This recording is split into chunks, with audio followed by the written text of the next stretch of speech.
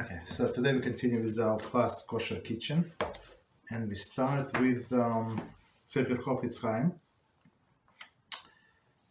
Big topic is the same here, Lashon Hara, laws of derogatory speech. And today's topic, your people. So let's see.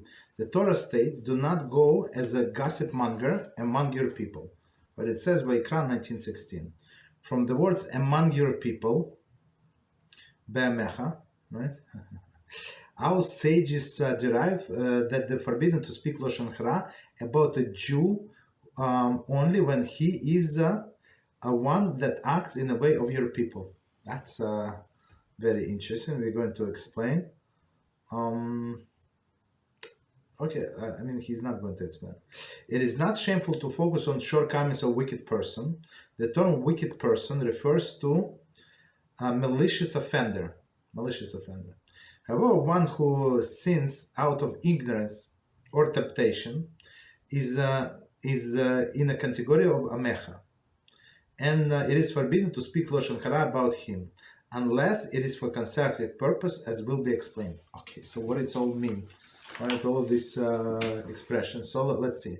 So Torah says, do not go gossip monger among your people. So your people mean your people, your brothers and sisters in Torah and Mitzvah. So meaning that somebody who does not go in the words, in the ways of HaShem, in the words of the Torah, ways of the Torah, he or she cross themselves out from this category of your people, your brothers. So meaning they're not your brothers, like as we explained yesterday, and they put themselves in a category of idol worshippers. So they're not my brothers. So technically, we are allowed to talk about non-religious Jews, all of the negative information.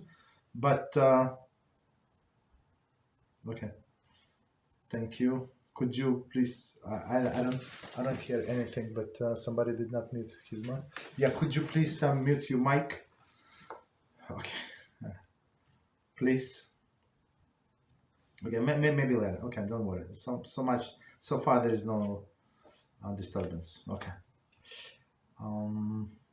Unless you hear something that I don't. Okay. Okay. So if somebody is non-religious Jew, so technically they're wicked. So we are allowed to talk negatively about them. Is it advisable? I mean, if it's not for constructive purpose, so what are you going to achieve? And plus, the sages say, so you start talking negatively about them for not constructive purpose. So then the next target is Jews that righteous. So don't do that. So technically there is no problem, but don't do it unless for constructive purpose. So if you want to draw the parallel, no problem. Here's another category that we're not allowed to speak negatively about people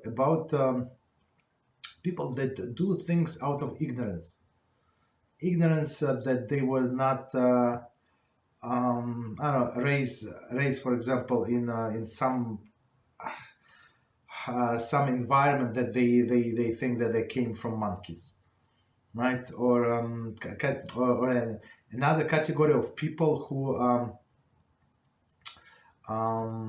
do something out of desires. So, for example,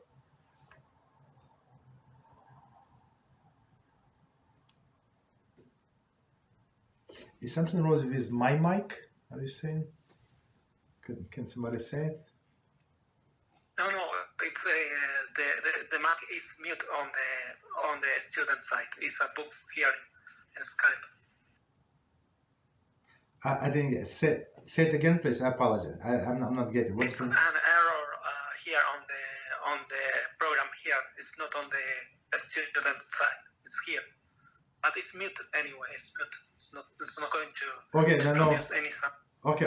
All right. Thank you very much.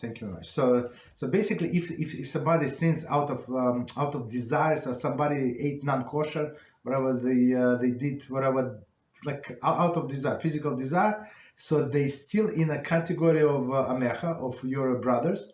So about these people, we're not allowed to speak negatively. Okay. So, but if somebody is going against HaShem, and he or she is going like dafka, like the people know what they're doing, and you try to stop nicely, one time, two times, so you're allowed to speak about them negatively, and Rabbi Reuven Shlita speaks about them, and I speak about the clowns. I don't know, like that's normal. So but we're doing for constructive purpose to stop people. People are confused. People confused. They cannot tell the clown from somebody who is speaking the words of the Torah. That's how ignorant the people is. People are ignorant. Okay, stop here. Okay, so let's see. So we're on a topic, just to remind us, we're on a topic of forbidden foods. Right, and last time, so there are many categories of forbidden foods. And the last few ones that we discussed Git Hanasher, this sciatic nerve. We discussed Even Min HaChai, meaning the piece of that was torn from the living animal. Then we talk about Tevel, something from which the tithes were not removed. Right, produce of that is from Eretz Israel. Then we spoke about Orla. Orla, it's trees, fruit trees up to 3 years. Right, 3 years. 1 second, and we're going with new topic, and this one is a big topic. This one is big topic. I mean, so as this is some of them more relevant to us, like in a practical level, some of them less. I mean, if I'm going to buy from a butcher store meat, for sure there is no Git Hanasher. I mean, first of all, there is no way for me personally to find out. So my wife, for example, she can look at the meat and say from what part of the cow it came. I have no idea. Okay. So continue. So number 13, Hadash, new fresh grain. The Torah prohibits eating any of 5 types of grains. So what are they? Very important. Wheat, barley, oats, spelt, and rye. One more time. Wheat, barley, oats, spelt, and rye. And those, just to remind us, those that we call mizoines, right? These 5 grains. So wheat and barley is biblical, and like they mention explicitly in the Torah. And oats, spelt, and rye, that's what our sages derive. Okay, continue. They took root before 16th of Nisan until after the following 16th of Nisan. Okay, so one more time. The Torah prohibits eating any of the 5 species of grain, wheat, barley, oats, spelt, and rye, that took root after the 16th of Nisan until the following 16th of Nisan. So 16th of Nisan, well, what is 16th of Nisan? So let's try to remember. So 15th of Nisan is a Pesach. All right, so first day of Pesach is on the night of 14th, meaning going to 15th. So meaning the 16th is the second day of Pesach, and that's when we start count Omer. Right? So it says when everything that you planted after the 16th of Nisan, actually that took root, I apologize, took root, not planted, took root. So it takes, they're going to say, but it's not relevant to the discussion, but it takes several days or weeks, or maybe it takes two weeks or like some amount of time for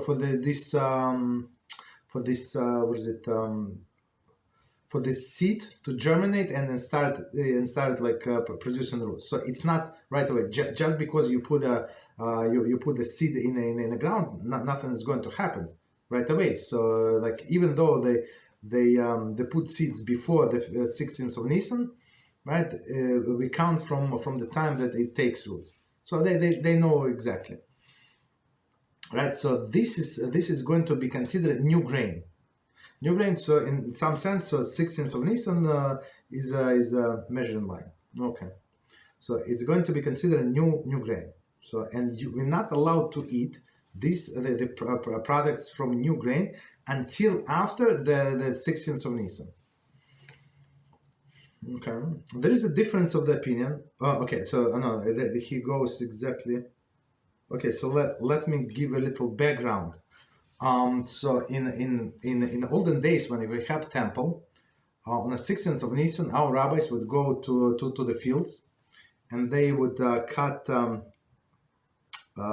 what did they cut? Barley. I think they would cut barley, right? Barley, and they would bring to the temple and wave in front of the altar. So it was like special procedure. And from that time on, all of the people were allowed to eat new grain, the products of new grain. New meaning this new could be 6 months or 7 months. That's what's considered to be new. So only after this procedure, all of these grains were allowed. That's a little background. There is a difference of the opinion whether this Torah prohibition applies to grain grown outside of Eretz Israel. There is therefore considerable controversy whether one must refrain from eating grain foods, even outside of Eretz Israel, unless one can definitely establish with certainty that they took root before 16th of Nisan. Okay, so let's try to understand. So in the land of Israel, that's for sure. In exile, it's not so simple. So there is a strong opinion that this law does not apply to exile, meaning outside of land of Israel.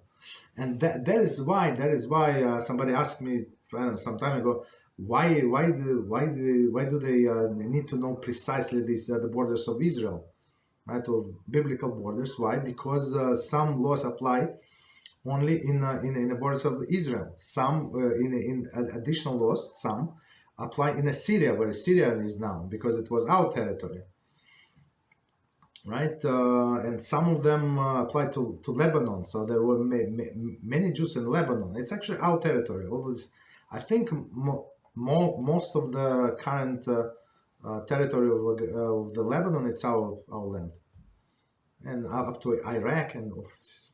They fight with us about Gaza. Gaza, I'm not sure. I don't want to say, but it's all our land. Beezrat HaShem. Okay.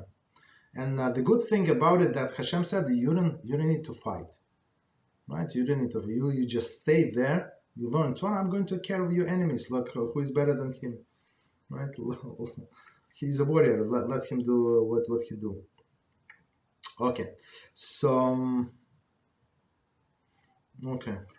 Okay, so technically, as there is strong opinion that this law does not apply to us in exile. So technically, we're going to look at the practical application.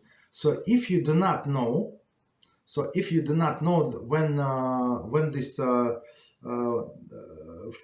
from what harvest this flour, right, from what grains, so you're allowed to use it right away. So technically, if you look at for example, like almost anything in the States at least, right, it also has a batch number and serial number. So but this batch number and serial number, so you can call the company and give this batch number and serial number, and they would tell you exactly what this grain came from, right? And when it was actually the ground into the flour. I mean, in all of the big companies, it's all like public information. I'm not sure if it's available online or not. Maybe I don't want to say maybe, but if you call them, for sure they're going to tell. So technically, you can call them and you can find out from where this grain came from and from what harvest and stuff like that. But do people do? Some do. But many people don't. Okay, so continue. So basically, if there is a doubt and you do not know, so two doubts, right? Two doubts. One doubt if these laws apply outside of Eretz Israel, right? And second doubt when from what harvest this flour is. Okay, so I'm going to use flour because most of the people do not use grains. Okay. So continue. Practical application. In previous times, only punctilious individuals were careful about yashan, literally old grain, that definitely took root before the previous 16th of Nisan. In more recent years, this practice has become more widespread, and in many circles, only Yashan grains are eaten. Due to the increased demand, many Yashan products have become readily available, making it considerably less difficult to refrain from eating Hadash products. Nevertheless, it is not within the scope of this work to render halachic decision which different contemporary authorities have different views on the subject. One should consult his Rav regarding the proper conduct of this in this matter. Okay, so let me explain what they're saying. So he said, yeah, in previous day it was very, very hard, but today I did research maybe, I don't know, a year ago, 2 years ago, like so many companies. I'm not sure, like Jewish websites. I'm not sure how they're reliable. I have no idea. Maybe yes, maybe no. But they would list you all of these the major companies, and they say these cookies from this flour, that cookie from they use Hadash. I mean this new grain or old grain. I'm not sure. If you want to follow, there is no problem. You can follow. And if you go to only in Jewish stores, I mean in Jewish brands, so for sure it has it was a Yashan, Kemech Yashan, Kemech Yashan meaning old grain. So in the pizzeria it would say, in other like in bakeries like major bake, all of them Kemech Yashan. On some like cookies, cakes, they would say Kemech Yashan. But if you want to buy like regular flour, like national brands flour, okay, there is no problem. Are you obligated to check? You're not obligated to check. If you want to be stringent, you can be stringent. But the thing is, it's my personal approach. All of this that I said until now, it's Torah. Now it's my personal observation.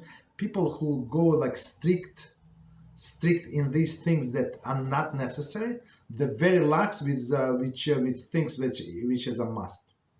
That's from my observation. That's why I never recommend anybody, if it's not necessary. If you want to go take a stringency upon yourself, go ahead. But I seen like it getting into the people's head that they're on some advanced level and they neglect very important things. That's from my it's my experience, so it's my personal opinion. Continue. So that's what's with the new grain. So one more time, we're talking about only about these 5 grains. So it does not has nothing to do with the rice flour people use, corn flour. It's a different thing. Okay, continue. 14. Yain Nesach. Oh, that's actually, it's very interesting. That's Yain Nesach.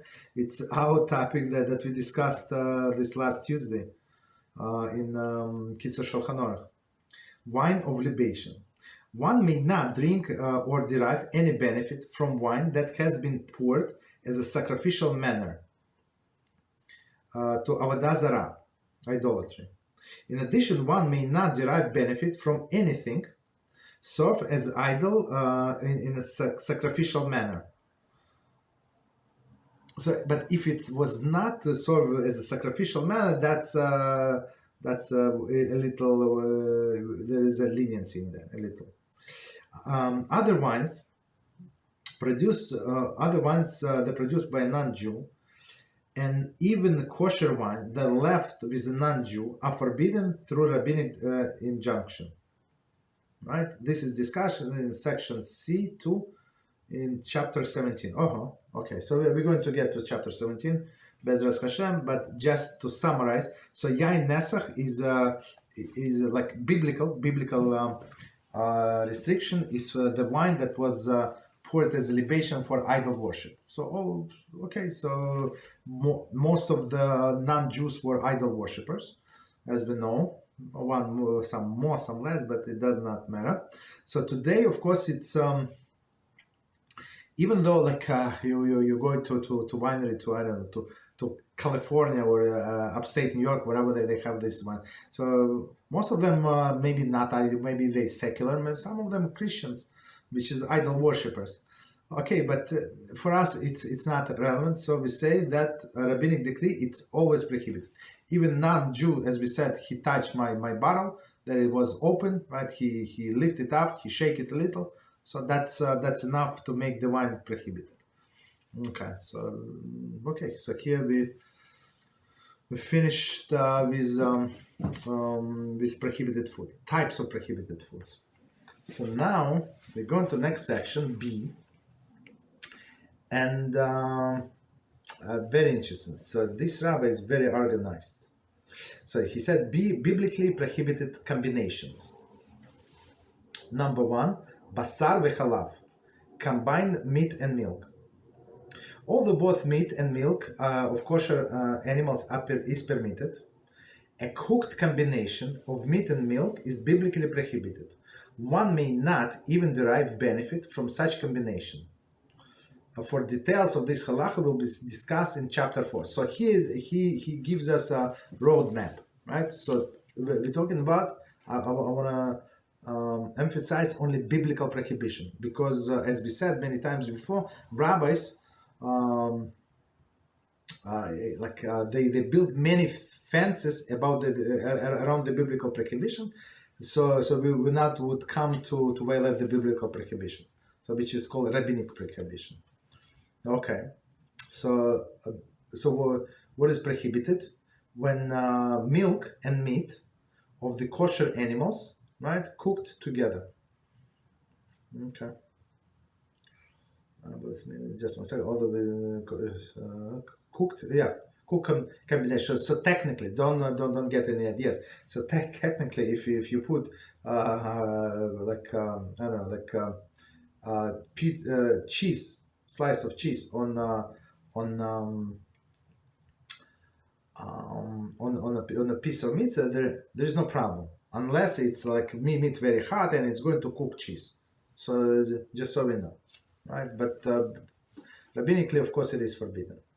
So number 2, kilaim, different species grown together. So it's also biblical. One may not plant vegetables or grains near one another. This is called a kilei zeraim. Zera is like seed, right? Kilei seed. One may not plant any vegetables or grain near the grapevine.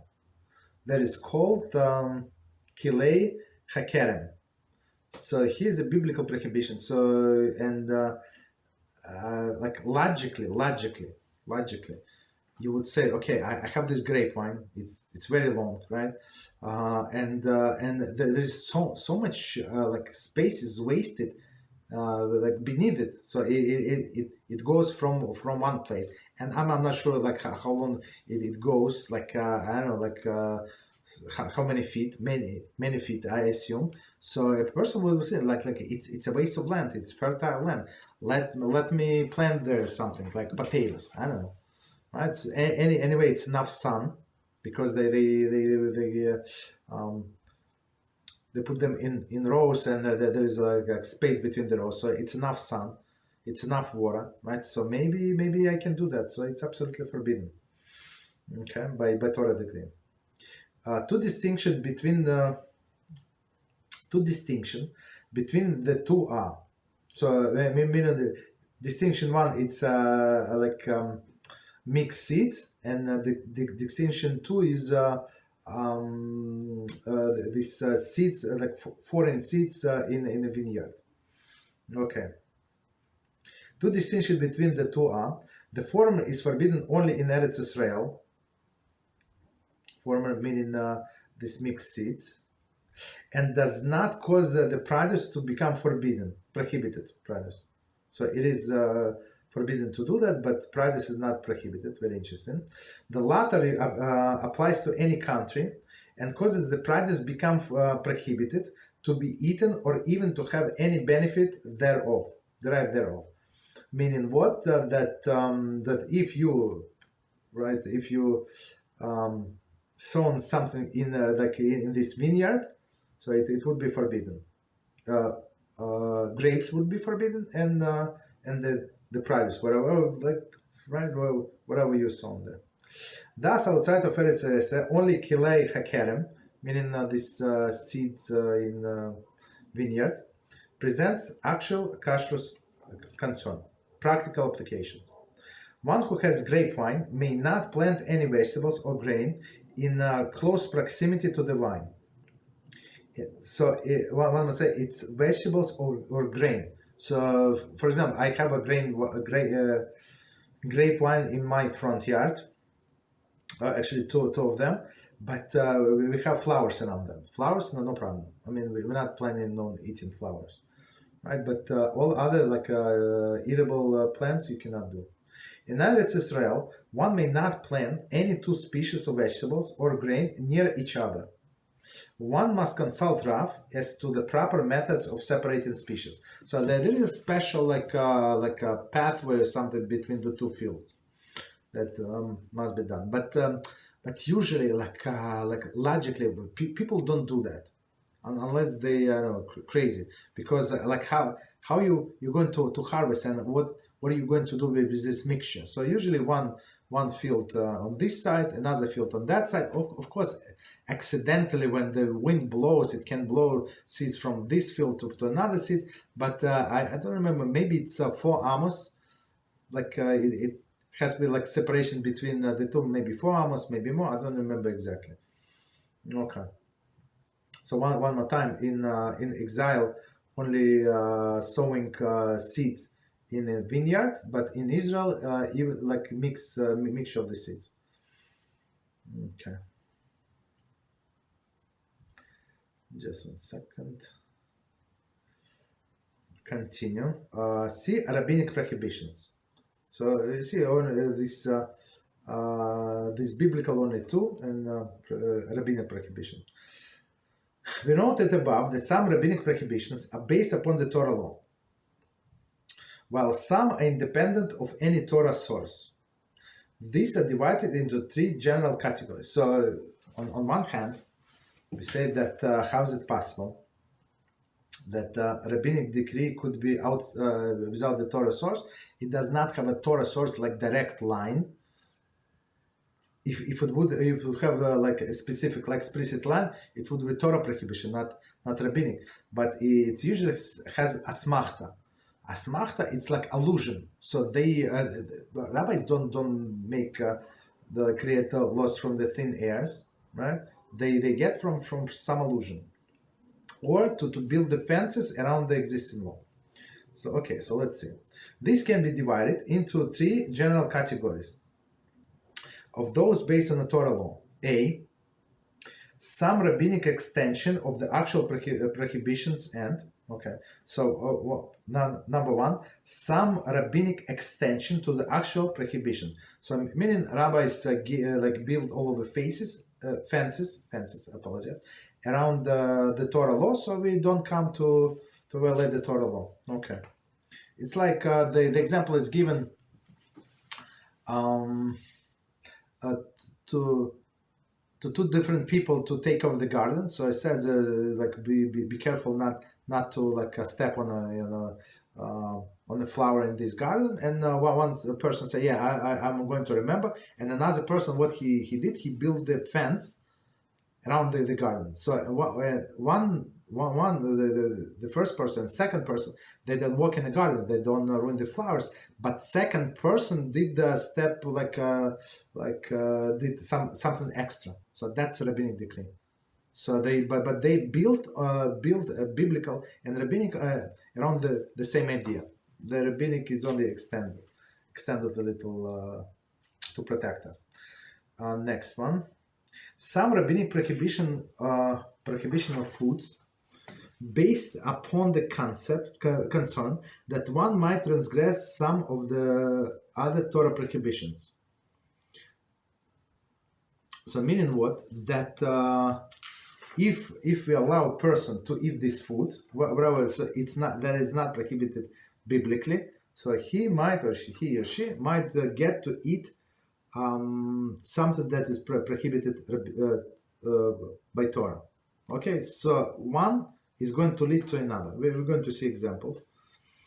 And number 3, C. A third category contained prohibitions that have no direct connection to the Torah law, but were instituted to protect spiritual welfare of the Jewish people. So that's very developed, and that's how rabbis. It's a job of our rabbis in all of the generations, because they live in that generation, and if they see that something is harmful to that generation, or spiritually, right, they must execute, if it's in their power, all of these enactments, so that the people will follow. And some of them, in some instances, they given power even without Sanhedrin to kill people. So if you bring like to stop some desecration, that's they can do. But in most of the cases, they can give lashes. Of course, not in those nowadays, but not in so recent past, they were given lashes. Okay. So number one, foods prohibited, forbidden as extension to Torah prohibition. So let's say Chazal is our sages. Chazal extended the Torah prohibition to many foods to include foods not covered by the Torah law itself. For example, so one more time, Chazal extended the Torah prohibition to many foods to include foods not covered by the Torah law itself. So meaning it does not say explicitly in Sefer Torah and Torah scroll that you're not allowed to eat this food. What are the examples? A. Torah prohibits basar v'chalav, included only meat and milk of behema, tehora, kosher domestic animal. For example, cow, sheep, and goat. Okay, so that's biblical. So biblical, it says that you're not allowed to cook goat in his mother's milk. So goat is a big animal, behema, right? Tehora, it's spiritually pure. So all of these domestic animals in the milk of the domestic animals, right? Chazal extended the prohibition to include meat and milk from chaya, the non-domestic animals, for example, deer, and from a fowl. Okay, so Torah prohibition on not eating milk and meat together, right, was only the domesticated animals, right, meat of domesticated animals and milk of domesticated animals. But Chazal, our sages, they went, so it's a bit biblical, so they went further, and they say even the milk of meat and milk of non-domesticated animals, like a deer. So we said all together 10 kosher animals that we allowed to eat, and I think how many, like four or three cow, sheep, and goat. That's it. Only three. So seven looks like seven wild animals. So wild animals were not included in this Torah prohibition. So that's rabbinical. So technically, by biblical law, we are allowed to eat cheeseburger from the deer and the milk of the deer. There is no problem. Or even, I think, deer and maybe the cow's milk. Okay, so, but our rabbi said absolutely not, because, as we said, one is going to bring the another. Me personally, if you ask me what part of what kind of meat, I would never tell. So I think most of the people like that. Okay. So they forbade milk and meat from wild animals, kosher wild animals, plus birds. So you're not allowed eat chicken with cheese, right, or milk, right, in milk. But technically, it's only rabbinic. So according to the Torah, Torah law, chicken is a paref. It's not meat. Chicken is nothing. But our rabbis, great rabbis, and their wisdom, they say, look, I mean, when it's cooked, and especially when it's in a stew, or for example, you have chicken and rice and other vegetables, and chicken is like a chicken or beef, or like it's cut in small pieces. So, I mean, most of the people, and there's some sauce in there, most of the people would not tell the difference. Most of the people. So then rabbis in their great wisdom said, okay, that's you know what? Even chicken and other kosher birds are forbidden to eat with milk. Of course, right? How we can? So this verse does not apply to chicken. So do not cook like baby in its mother milk. There is no chicken milk, right? So okay, so it's all rabbinical. But for us, rabbinical, it's this is prohibited and this is prohibited. So technically there is no difference. So next example, B. I'm not sure if it's those examples or those examples. Okay. So B. Chazal broadened the prohibition of git hanasheh to include parts of the nerve and the fats surrounding it that are not included in Torah prohibition.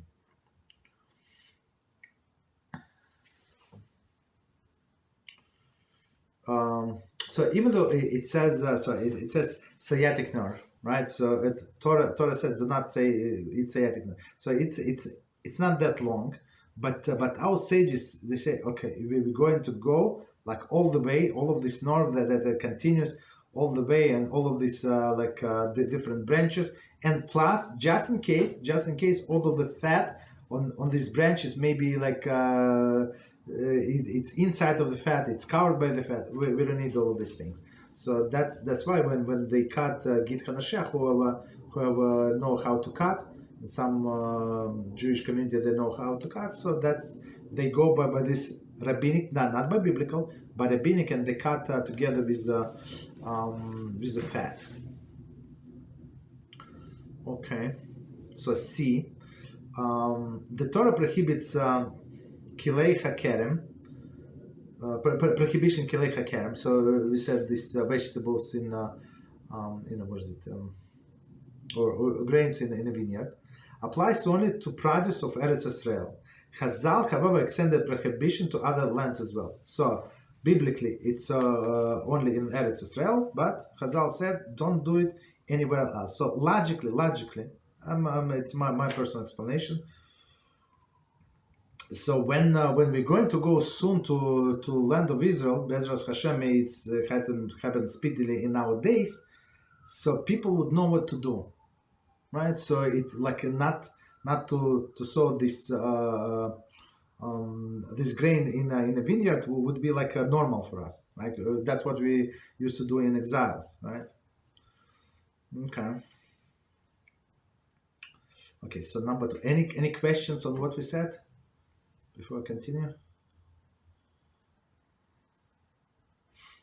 Okay, no problem. So continue.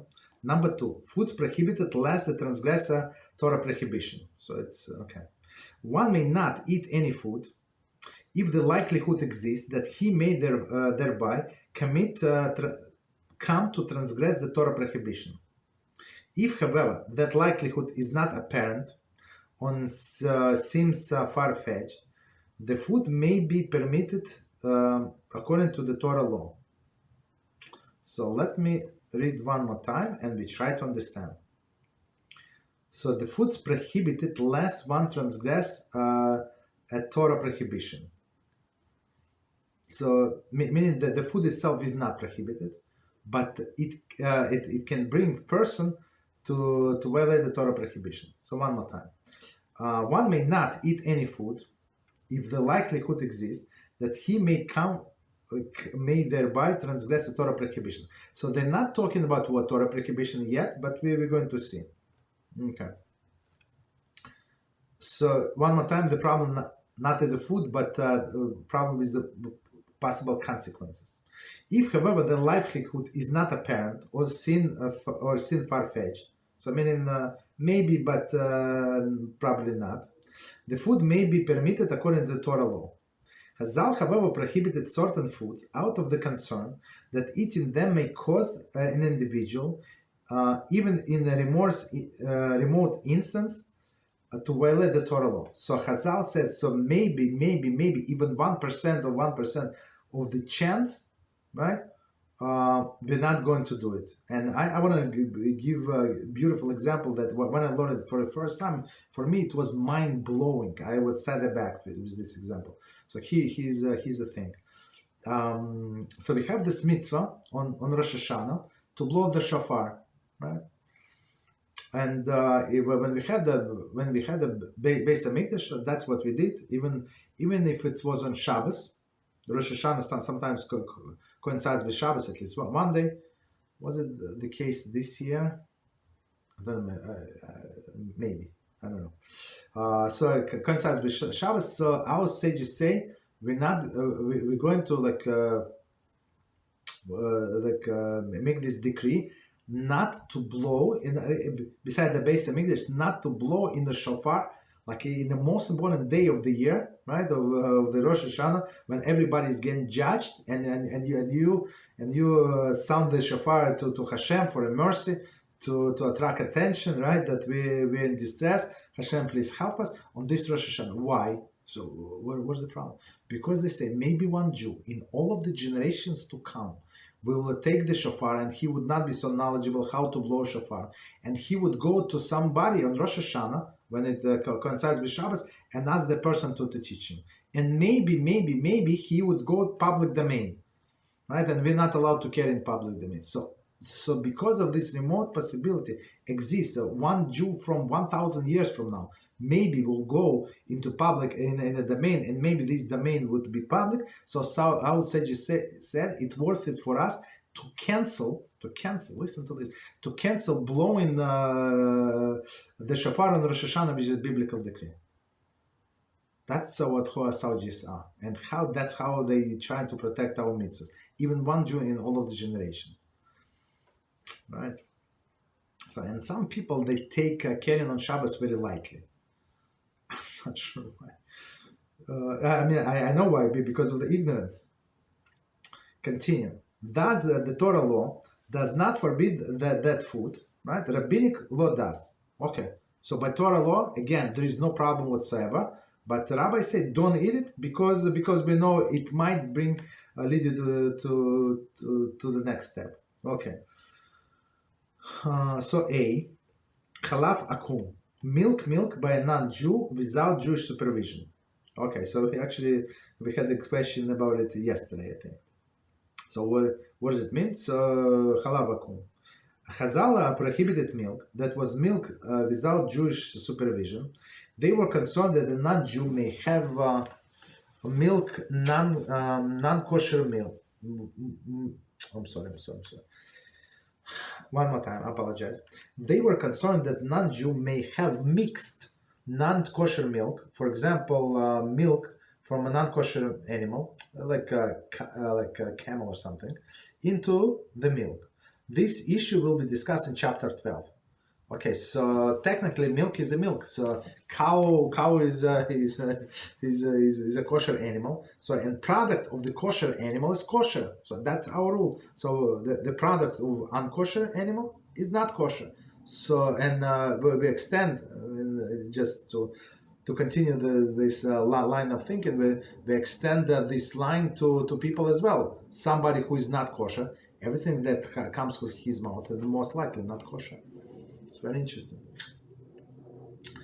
Okay. So it is prohibited, as our sages prohibit us to eat halaf akum, meaning milk without Jewish supervision. So today, as we said, there are some leniencies because there is no chances that they're going to mix in this non-kosher milk is very, very low, and plus some other details that we're going to discuss. Okay. Continue. So one more time, we see clearly that biblically it is allowed, no problem whatsoever, but rabbinically our rabbis said it's not allowed. Continue. Givina sakum, cheese produced by a non-Jew. So we actually spoke about it, I'm not sure in what class, maybe Kitzur, I don't remember. Yeah, probably in Kitzur. Yeah, Kitzur. Chazal prohibited cheese made by non-Jews since it may have been produced with a non-kosher rennet. This subject is discussed in chapter 13. So again,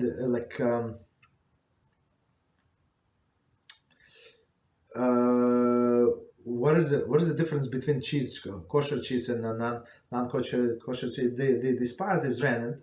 It's taken from the stomach of the young animal. I don't remember exactly what part of the stomach. Of a young calf, and when it's done in a kosher environment, so this part of the stomach is taken from a kosher animal that undergone the kosher shchita, right? Everything was kosher, but in non-Jewish environment, they take this part, even though they take the same part. It's taken from animal that was dead, nevilah. So meaning that they kill it anyway. They kill it. It's still nevilah. It's dead animal to us, right? So in the beginning, it was an issue. As we spoke before, in a mixture to milk, and we said 60 times. Last we were talking about our incident. Here it's not incident. It's lechatchila. That's the process that they follow, which makes it forbidden. So today cheeses are made with this part of the stomach or the animal. Or some of them actually made. I don't remember what was it like. Some they use some fruits, maybe figs or something. They do exactly the same job. Now, meaning love of past many years. I mean now, and I mean 50, 100 years. That's what I mean now. Okay. So continue and see wine touched by a non-Jew. Okay. So as we said before, it's rabbinically forbidden. Chazal prohibited even to derive benefit from the wine of a Jew if it was touched or moved. Very interesting. I'm not sure why he said Rambam. He said Rambam, but does not say what book of Rambam. Very interesting. Oh, Hilchas Kilaim. Okay. No, he said on previous page. Okay, so if this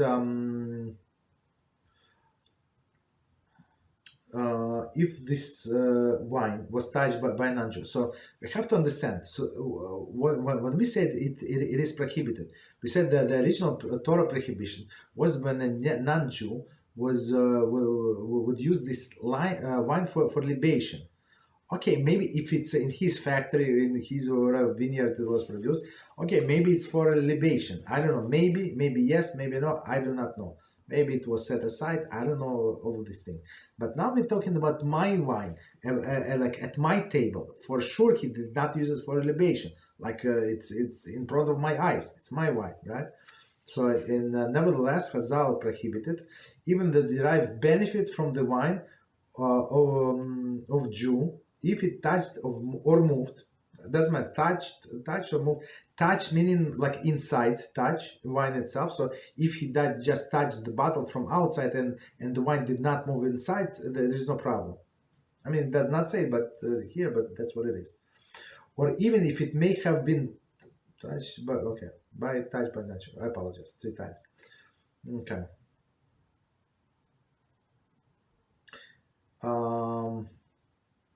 So they again, we're talking about non-cooked wine.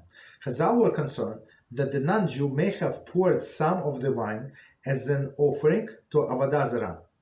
Okay, this halachas are complex of the importance to anyone who has a non-Jewish cleaning help. Right?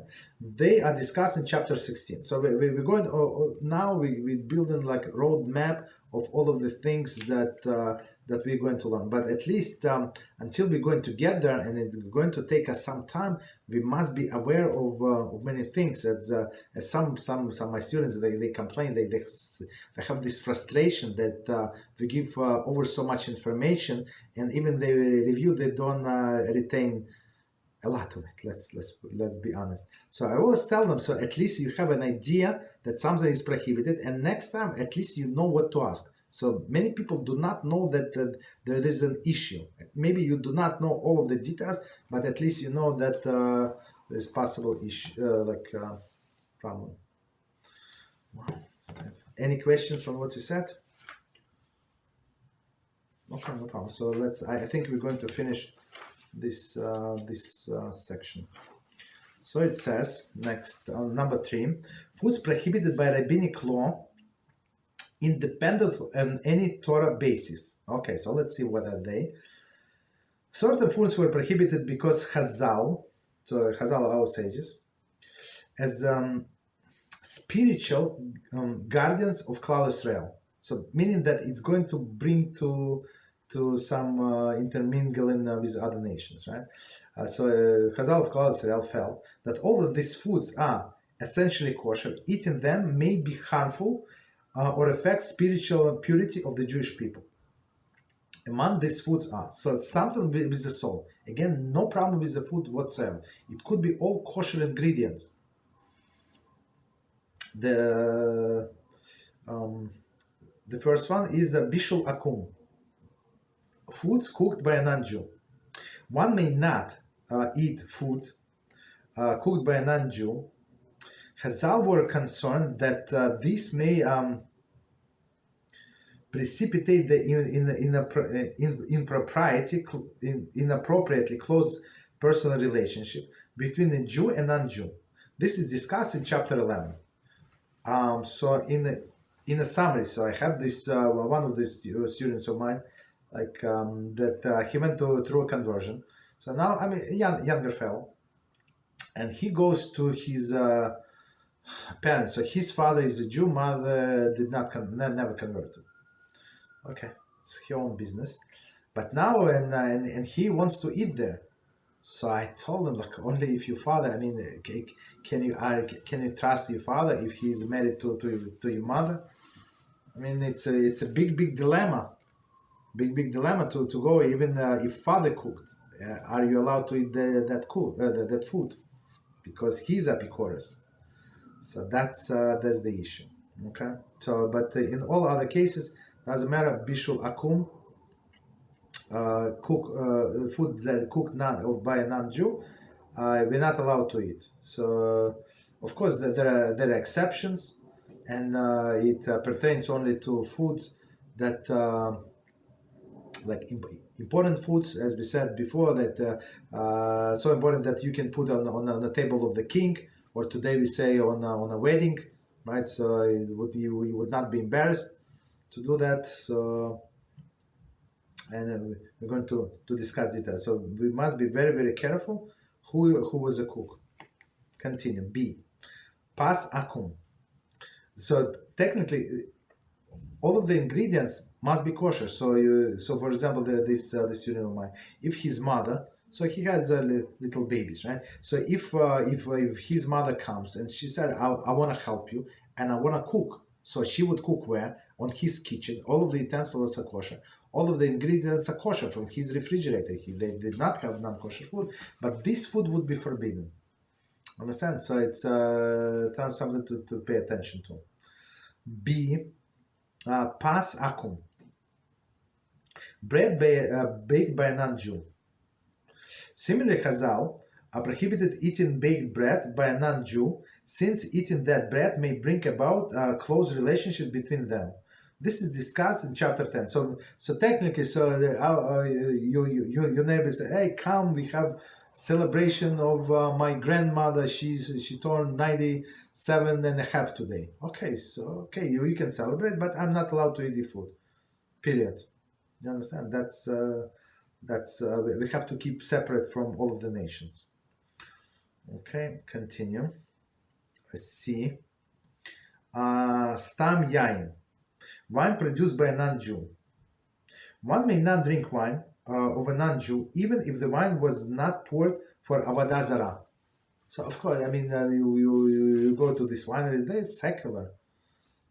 Do they pour, like, even they go to church? Let's say they're Christians. Do they pour this wine that they produce to on the altar or whatever in the church ceremonies. I don't think so. Maybe I know they use some wine, but not this specific wine from this winery. They don't pour like some special wine. Okay. This production is also based prohibition. This prohibition also based upon the concern that drinking the wine may facilitate the personal relation between Jews and non-Jews. So they drink L'chaim. Let me read the commentary, and we're going to say this refers to non-Jews who are not idol worshippers. So forget idol worshippers. That needless to say, you have to stay 4 hours, meaning what is it, 7 to 8 feet, less than 2 meters from this idol worship. Like, so forget about the drinking with him. Now we're talking about not idol worship, normal secular people. If the non-Jews, if the non-Jew is an idol worshipper, one may not even derive benefit from his wine. Okay, so needless to say. Of course, I mean you go to drink with them, and people get drunk and they start talk, and they see, as we always say, there is not much difference between you and I. Is one of my chavrusas always say. He grew up in Borough Park, so and at that time it was still like I don't know, it was many years ago. I don't know how many years, many years ago. He's in his 60, I think, or almost 60. Right. So when he grew up in Borough Park, there were Italian families, and this Italian guy would say, look to his father. Look, it's so bad that the Jews, because your son is so nice. He always opened the door for me. He always say thank you. I would have him for my daughter. So like that's what the attitude. So if these two fathers get together, for example, God forbid, and drink a little wine or a lot of wine, and they say, look, your son is a nice guy. My daughter is nice lady. You're from working family. I'm from working family. You respect the family values. I respect the family values. So what do you want? You want to celebrate Pesach? So celebrate Pesach. Who said that it's wrong? Right? We're going to celebrate our holidays, and then we join together, and it's going to be unity. And people are drunk, and they say, yeah, well, why not? What's wrong with that? Unity is good. So that's I would say stay away from this wine. D. Sakana, dangerous food. Certain foods were prohibited by Chazal out of the concern one's safety. Indeed, Chazal were more stringent regarding sakana, danger, than the prohibition. Commentary. Hamira sakana meisura, a prohibition based upon danger, is treated more stringently than another prohibition. It's from Hulin 10a. Okay. Right.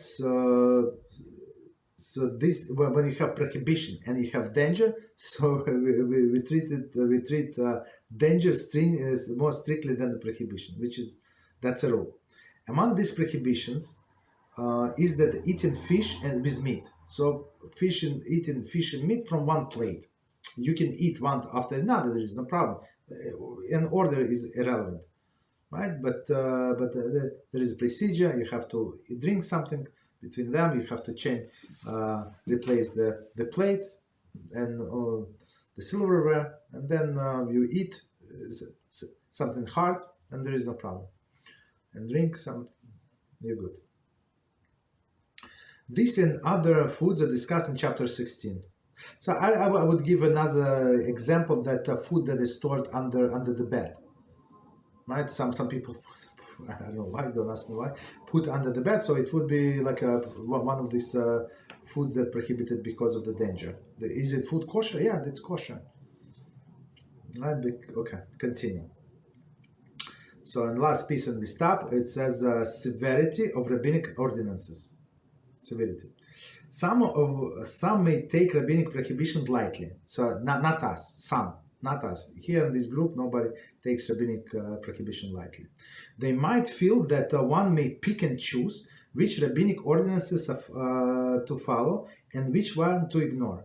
Okay, so we don't ignore any of them. So it's this in case of this Kemihyashan, this old flour. So we said there is double doubt, and the rule for leniency, you want to go stringently, you can. You don't want to, nobody's forcing you. And if somebody don't do it, it's still kosher Jew at 100%.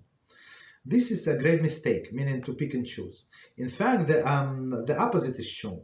If you find that Chazal were often stricter with regard to rabbinic ordinance than with Torah law. So Chazal themselves were more strict with rabbinic than with Torah law. Very interesting. The Talmud says, whoever transgressed the word of the sages is liable to death. So no more, no less. I just want to see, what is it? In Brachas 4b. Okay, so Brachas 4b says, one who transgresses the word of the sages is liable to death. No more, no less. So if somebody transgresses the law of the Torah, sometimes it's lashes, sometimes it's chorus, like but death penalty in some instances, but not always. Conversely, the Talmud states, Yevamos 20a, whoever fulfilled the directive of the sages is considered holy. So no more, no less, right? They say whoever can fulfill the directive of the sages is considered holy. Rabbeinu Yonah in Sharei Teshuvah 3.5 explained that one who transgresses the Torah law does so because he has overpowered by Yetzer Hara. However, one who transgresses rabbinic law often does so because he takes their words lightly, not because of the inability to withstand the Yetzer Hara. So one more time. So if somebody desecrates some Torah law, right? So it's because of Yetzer Hara, but here it's rabbinic law. It's not Yetzer Hara. Very interesting. Not because of inability to withstand the Yetzer Hara. Why? In many instances, Chazal were stricter with regard to rabbinic ordinances than the Torah prohibitions.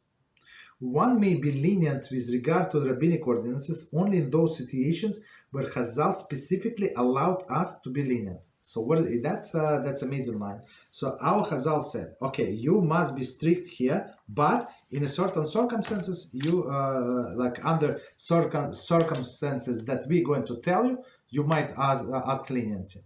So only they can tell us when to act leniently. Okay, so we can stop here. And time is it? Okay, so we had one question. So the question was about is it allowed for women to wear perfume or cologne or something? Okay.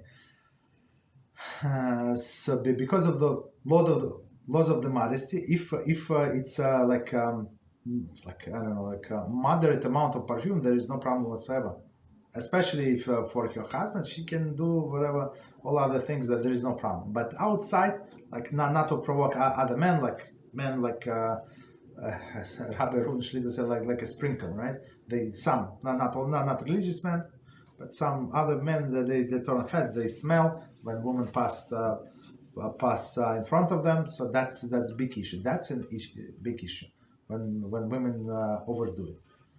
But otherwise, there is no problem. But the problem is, I would say, the problem is the man, because that's what women usually do, and for men it is forbidden to go in the ways of women. So whatever women do, it's normal for them. For men, absolutely forbidden. Okay. Any other questions?